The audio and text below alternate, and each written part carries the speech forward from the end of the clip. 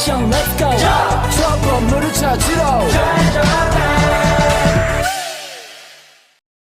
Assalamualaikum warahmatullahi wabarakatuh.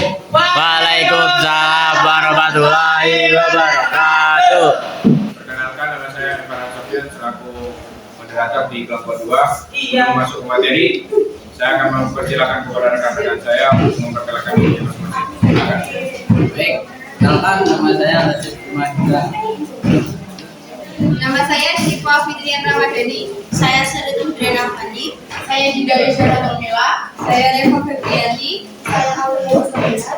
Jadi di sini kami akan mempresentasikan materi tentang perdagangan bangsa Eropa ke Indonesia, di antaranya bangsa Portugis dan bangsa Spanyol. Materi yang pertama akan disampaikan oleh rekan saya bernama James. Proses kedatangan Eropa ke Nusantara. Tuntutan jalur perdagangan Eropa ke Asia mendorong kerajaan-kerajaan di Eropa untuk mencari perdagangan baru.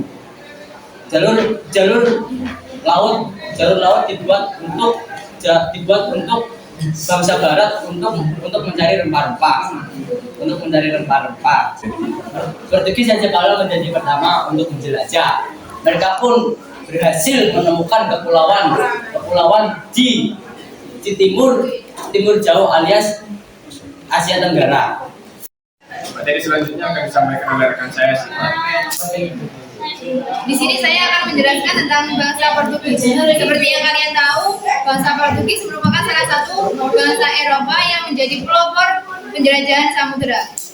Rombongan kapal Portugis menjelajahi Indonesia melewati jalur timur, yakni dari pantai barat Afrika menuju Tanjung Harapan, lalu dari pantai timur Afrika menuju ke Kalicut India, lalu terus ke timur hingga sampai ke Kepulauan Indonesia melalui Selat Malaka. Pada awalnya, bangsa Portugis diterima oleh masyarakat Indonesia dengan baik. Pada awalnya, masyarakat Indonesia menerima baik kedatangan Portugis. Sampai-sampai Portugis bersekutu dengan Kesultanan Ternate yang pada saat itu bermusuhan dengan Kesultanan Tidore. Lalu masyarakat Indonesia sadar bahwa Portugis semakin licik. Selanjutnya akan disampaikan oleh rekan saya Sadida. Oke, jadi untuk poin selanjutnya yaitu tujuan datangnya Portugis ke Indonesia. Jadi tujuannya itu untuk mencari lokasi penghasil rempah. Yang kedua itu untuk menyebarkan agama, dan yang ketiga itu untuk memonopoli perdagangan. Ada juga loh dampak negatif dan positifnya dari datangnya Portugis ke Indonesia. Untuk dampak positifnya yang pertama yaitu tersebarnya agama Katolik di Nusantara, dan yang kedua itu munculnya jalur pelayaran di dunia, dan yang ketiga itu untuk adanya musik keroncong. Untuk yang sisi negatifnya yaitu yang pertama terjadinya peperangan melawan bangsa Indonesia, yang kedua terjadinya perampasan kekayaan alam di Nusantara, dan yang ketiga adanya monopoli perdagangan. Materi selanjutnya akan disampaikan oleh rekan saya yang bernama Dinda. Baik, di sini saya akan menjelaskan tentang datangnya Spanyol. Rangkaian proses kedatangan bangsa Spanyol di Indonesia. Bangsa Spanyol tertarik melihat keberhasilan bangsa Portugis yang berhasil menemukan jalur pelayaran menuju daerah asal rempah-rempah. Magellan Columbus adalah seorang pelaut Genoa Italia. Sang raja menugaskan dirinya untuk melakukan ekspedisi ke belahan bumi bagian timur.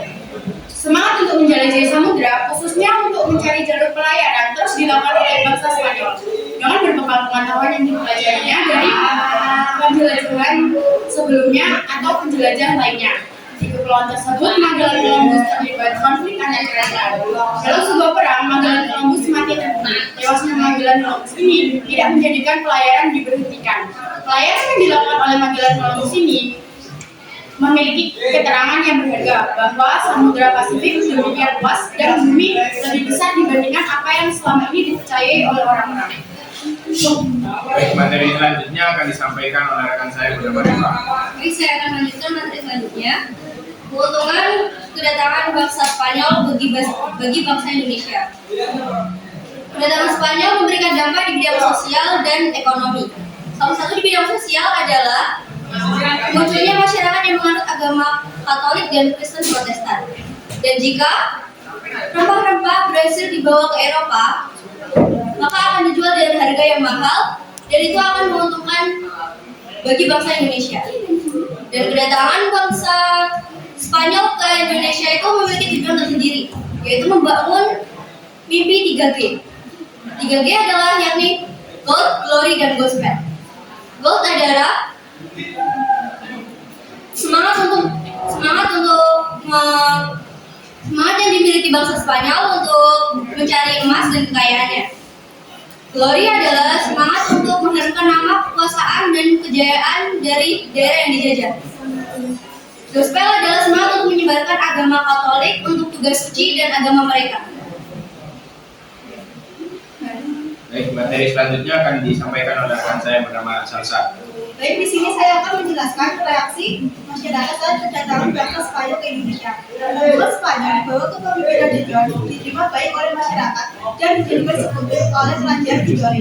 Hal ini dikarenakan pada saat itu Tidore sudah bermusuhan dengan kerajaan Ternate yang bersekutu dengan Portugis. Namun sebaliknya, pada saat kedatangan Spanyol ke Maluku, kembali ke Portugis merupakan anggaran atas hak monopoli, sehingga menimbulkan persaingan antara Portugis dan Spanyol. Dan sebelum terjadinya peperangan besar, maka diadakan perjanjian Saragossa yang terjadi pada tanggal 21 April 1529 yang berisi yang pertama, Spanyol harus meninggalkan Maluku dan memusatkan kegiatannya di Filipina, dan yang kedua, Portugis tetap melakukan kegiatan perdagangannya di Maluku. Terima kasih. Sesi tanya jawab kami buka, silakan yang mau bertanya. Mungkin dari kelompok satu ada yang bertanya. Dari kelompok 1, seperti apa faktor yang mendorong bangsa Eropa ke Indonesia? Terpentingnya yaitu jadinya Konstantinopel yang menyebabkan Jerusalem tertutup. Lalu apa dampak positif dan negatif atas kedatangan bangsa Eropa? Oke, untuk yang negatifnya yang pertama itu rakyat Indonesia merasa menderita karena tertindas oleh pemerintah kolonial. Untuk yang sisi positifnya yaitu adanya pembangunan infrastruktur seperti rel, jalan, dan lain-lain. Terima kasih. Mungkin dari kelompok 2 ada yang bertanya. Mungkin dari kelompok 3 ada yang ditanyakan. Ada, mengapa bangsa Portugis datang ke Indonesia? Barang Mengapa bangsa Portugis datang ke Indonesia? bangsa Portugis datang ke Indonesia untuk mencari rempah-rempah. Terima kasih. Saya. Lalu apa yang menjadi penyebab rempah-rempah di Indonesia diincar oleh Portugis? Yang menyebabkan yaitu rempah-rempah di Indonesia dapat dijadikan bahan baku obat, parfum, makanan, dan yang paling terpenting dapat dijadikan pengawet makanan. Terima kasih. Mungkin dari kelompok 4 ada yang ditanyakan. Ada. Kamu bingung kan? Apa saja peristiwa yang melatar belakangi kedatangan bangsa Eropa ke Indonesia? Baik, saya ingin menjawab yang pertama, peristiwa perang salib yang disebabkan karena perempuan kota Yerusalem, dan yang kedua, jatuhnya Konstantinopel. Kenapa harus kota Yerusalem yang direbutkan? Oke, karena di dalam kota Yerusalem ini terdapat gereja makam suci Kristus yang menjadikan situs penting bagi umat Kristen di seluruh dunia. Terima kasih. Mungkin dari kelompok 5 ada yang bertanya. Saya, mengapa bangsa Indonesia menyambut baik kedatangan bangsa Spanyol? Karena bangsa Spanyol diharapkan dapat membantu Tidore untuk melawan Ternate yang dibantu oleh Portugis. Apakah sambutan baik Tidore dimanfaatkan oleh Spanyol? Iya benar, karena sambutan baik Tidore dimanfaatkan untuk mengembangkan kekuasaan yang jauh lebih baik.